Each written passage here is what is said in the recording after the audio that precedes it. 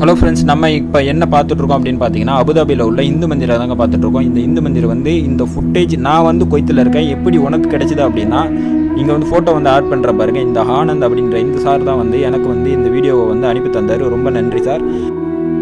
நான் வந்து தடவை இந்த கோயிலை வந்து பார்க்கும்போது நான் வந்து ராமர் கோயில் அப்படின்னு சொல்லிட்டு ஒரு வீடியோ கிளிப்பை வந்து பார்த்துட்டு ஸ்கிப் பண்ணிட்டேன் ஆக்சுவலாக.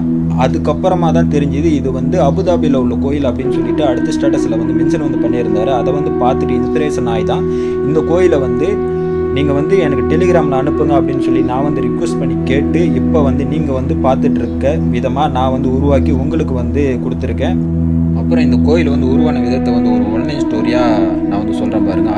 1997 பிஏபிஎஸோட கனவு கோட்டையாக இருந்த இந்த கோயிலை 2015ஆம் ஆண்டு யுஏஇ கவர்மெண்ட்டுக்கிட்ட இருந்து நிலத்தை வாங்கி 2019 2024 வரைக்கும் பல நாடுகள் தன்னார்வலர்கள் டொனேஷன், அதுக்கப்புறம் கட்டுமான வேலைகளுக்கு உண்டான ஆட்களையும் வந்து தந்து 6,90,000 மணி நேரம் வேலை பார்த்து 2024 பிப்ரவரி மாதம் 10ஆம் தேதி வந்து இந்த வேலைப்பாடுகள் வந்து முடிவுக்கு வந்து வந்திருக்கு.